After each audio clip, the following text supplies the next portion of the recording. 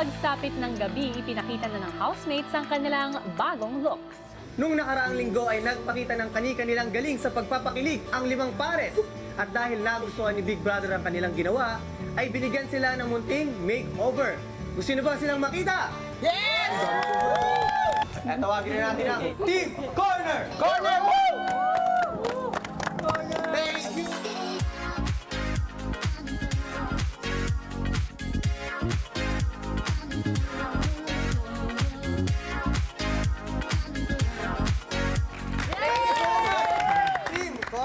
How are you guys? Masaya. Masaya. May nakapagsabi na ba na pangit kayo? Ayan, may challenge ako sa inyo. Kaya niyo bang sabihin yung kabilugan ng buwan? Buwan ng kabilugan. Go. Kabilugan ng buwan. Kabilugan ng buwan. Buwan na kabilugan. Buwan na kabilugan. Maraming salamat, Team Corner! Dream Team. Dahil sa mga matagumpay na performances na ginawa ninyo na nagustuhan ng Lisket. Makukuha na ninyo ang inyong reward.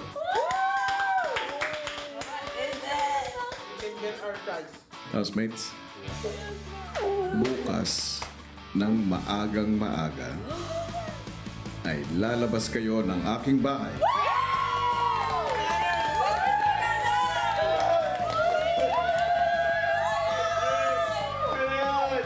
Paglabas ng confession room, agad na naghanda ang housemates para sa kanilang paglabas. Hindi naman pwedeng bitch kasi nung sinuot ko.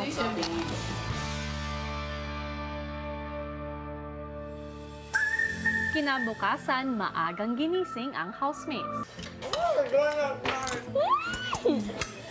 Hanggang sa confession room, damang-dama ang tuwa ng housemates.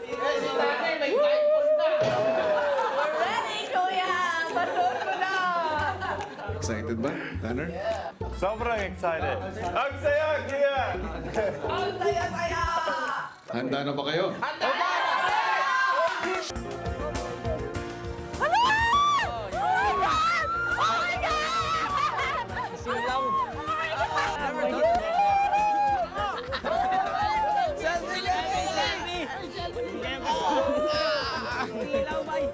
Sobrang laki na. May napansin ang housemates. Last letter.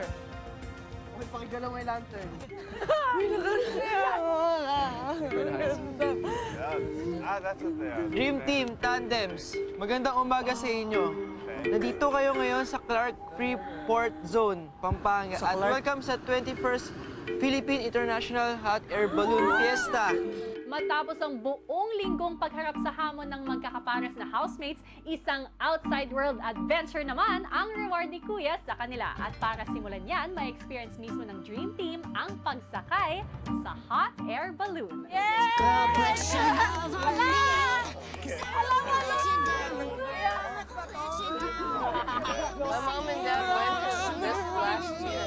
Ilang sandali pa, pares-pares ng sumakay ng hot air balloon ang Dream Team. Sunod namang sumakay ang Corner. Sobrang saya to see one of those in person. Sobrang laki pala nila in real life.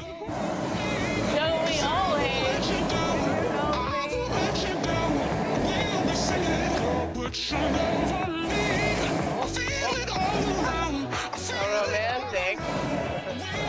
Tuwang-tuwa po ako na na-experience ko yung feeling kung paano sumakay sa hot air balloon.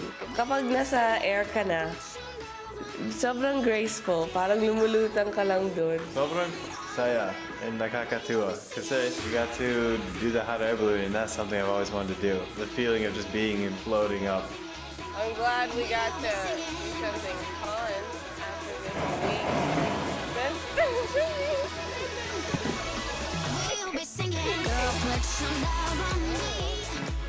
Sunod namang sumakay